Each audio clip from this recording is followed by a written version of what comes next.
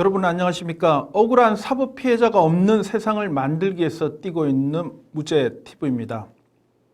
100명의 범인을 잡더라도 그중 한 명이 억울하게 누명을 뒤집어 쓴 사람이라면 우리 사회는 그 사람을 외면해서는 안 될 것입니다.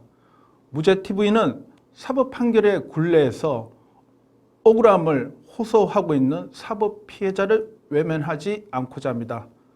오늘 방송의 이야기는 넘쳐나는 고소고발 사건, 과연 이대로 좋은가를 주제로 다뤄보겠습니다. 고소고발 사건이 얼마나 많습니까?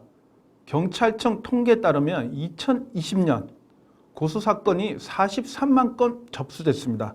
근데 정작 기소율은 20%도 채 안 되고 있는 실정입니다. 고소 고발 사건이 가중되면서 여러 가지 문제점들이 노출되고 있습니다. 먼저 일선 경찰 수사 당국에서는 넘쳐나는 고소 고발 사건으로 인해 경찰서 업무의 피로도가 가중되고 있습니다. 고도의 전문성을 필요로 하는 수사 업무에도 지장이 초래되고 있습니다. 검경 수사권 조정에 따라 고소 고발을 담당하는 경찰의 부담이 더욱 늘어난 실정인데요.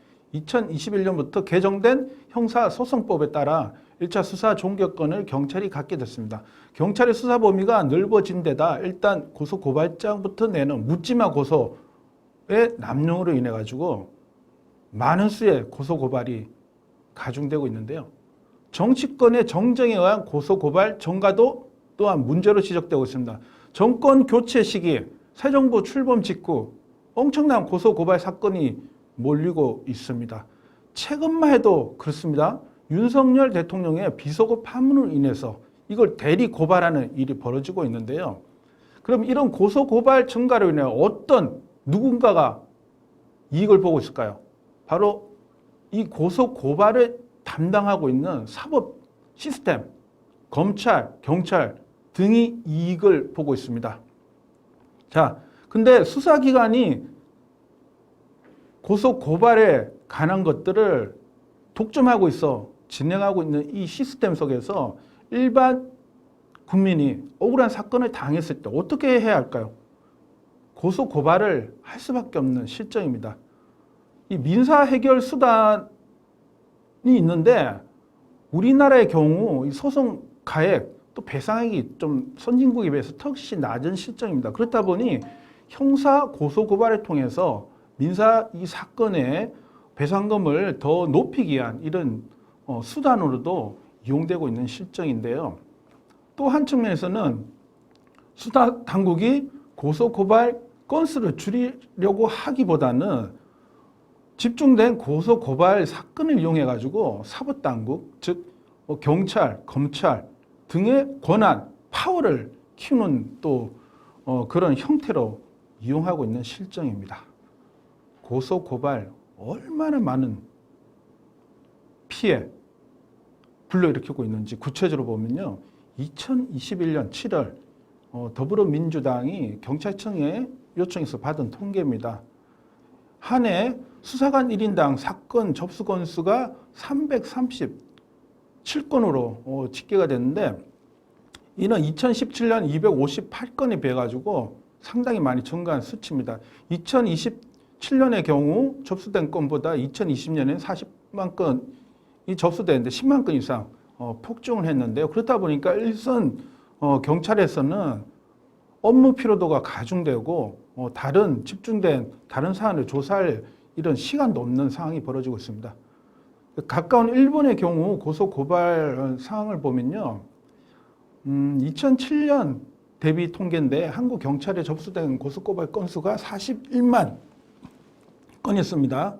이는 이제 인구 1만 명당 86건 정도 되는 건수인데요. 이거는 일본의 경우 1만 6천 건 정도입니다. 이는 일본과 비교할 때 우리나라가 66배나 더 많은 고소고발 수치입니다. 검찰에 접수되는 고소고발 건수도 엄청난데요. 대검찰청 범죄 통계에 따르면 2010년에 36만 6천 건이던 고소 사건이 2020년 경우 42만 9천 건으로 급증을 했습니다. 법무부의 2021년 법무연감 통계 자료를 봐도 2020년에 고소고발 건으로 처리된 인원이 84만 건입니다. 근데 5년 전인 2016년에 비해서 10만 건 이상 또 증가한 수치입니다. 검사들도 뭐 피로감을 호소하고 있는 상황인데, 민원인들이 고소고발건에 관해서 검찰에 전화를 하면 검찰에서 제일 먼저 하는 일이 쌓여있는 서류 뭉치 속에서 해당 서류를 찾아내는 일부터 해야 되는 그런 실정이라고 합니다. 그렇다 보니까 민원인들은 이 지연된 사건 처리에 관해서 불만이 또 넘쳐날 수밖에 없는 거죠. 또 문제가 있습니다. 권력과 정치권에 의한 고소고발 사건의 이 사법 시스템을 이용한 무기화, 되게 심각합니다. 정치적으로 풀어야 될 과제를 정치적으로 풀지 않고 고소고발을 통해서 이것을 정쟁의 무기로 더 사용하고 상대방을 공격하고 하는 사건이 또 가중되고 있는데, 최근만 하더라도 집권 여당 내부의 이준석 대표 고발 사건과 무고죄, 맞대응 이런 사례를 살펴볼 수 있죠. 뿐만 아니라 정경심 교수 사건, 윤석열 대통령의 비서고 또 파문 사건 등에서도 시민단체, 정치인 등을 통한 우회적 고발 이런 형태가 있습니다. 대표적으로 강용석 변호사 아시죠? 지금 현재 국민의힘 여당과 또는 보수 세력과 좀 밀접한 관계를 맺으면서 고소고발 사건들을 많이 또 진행하고 있는 상황입니다. 자, 언제까지 이렇게 정치 권력이 고소고발을 무기로 사용해서 이런 것들을 상대방을 공격하고 옥죄는 것으로 사용하는 이런 행태 가만둬야 될까요? 당연히 개선해야 됩니다.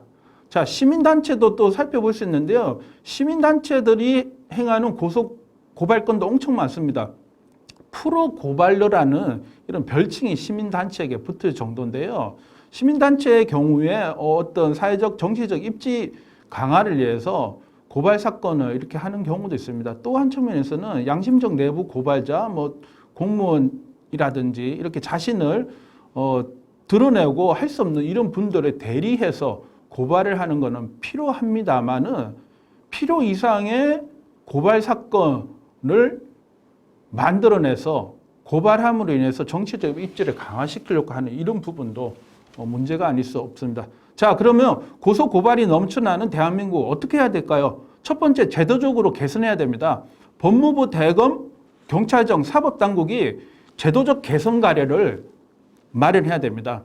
경찰의 경우 일본과 비슷하게 인지세들을 내도록 해서 무분별한 고소고발을 줄이는 방안을 모색해야 된다고 이렇게 제기를 하고 있습니다. 둘째, 입법부인 국회의 역할 무엇보다 절실합니다. 대표적으로 사실적시에 의한 명예훼손의 경우 폐지해야 한다는 지적이고 개정안까지 지금 발의가 되어 있는 상황인데 지금 처리가 안 되고 있습니다. 법 개정을 통해서 사실적시에 의한 명예훼손만 줄이더라도 고소고발 사건의 비중이 아마 크게 떨어질 것입니다. 셋째, 언론의 역할 중요하지 않습니까? 제4부로 일컬어진 언론이 고소고발의 남발을 줄이기 위한 방안에 관해서 기획취재 등 공론장 역할을 충실히 해야 합니다. 넷째, 대한변협 등 법조인, 법조 단체의 인식 전환도 필요해 보입니다. 정말 억울한 사람들은 고소고발을 쉽게 할 수 있도록 법조인들이 지원이 필요합니다. 돈벌이에 고소고발을 이렇게 사용하는 이런 경향, 패턴은 줄여야겠습니다.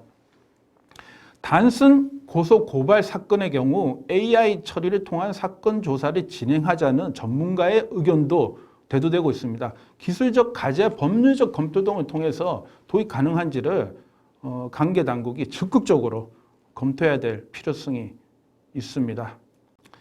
날씨는 선선해지고 있지만 고소고발로 인해서 뜨겁기만 대한민국, 이제 무분별한 고소고발의 남용이라는 수사권 낭비, 정치보복 시비, 사회적 정치적 입지 특정 단체의 정치적 사회적 입지 강화를 위한 고소고발의 이용, 이런 행위는 제고해야 할 것입니다. 우리 사회가 나서서 법 개정, 사법당국의 제도적 개선 방안 강구, AI 기법 도입 등 넘쳐나는 고소고발 사건을 합리적으로 선진적으로 해결하기 위한 사회적 시스템 도입은 당면 과제입니다.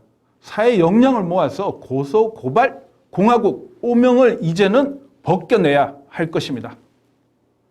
무죄 TV로 억울한 사연을 갖고 계신 시민 여러분, 국민 여러분이 계시다면 언제든지 문을 두드려 주십시오. 저희 무죄 TV는 사법 피해자가 없는 세상을 위해 앞장서겠습니다. 고맙습니다.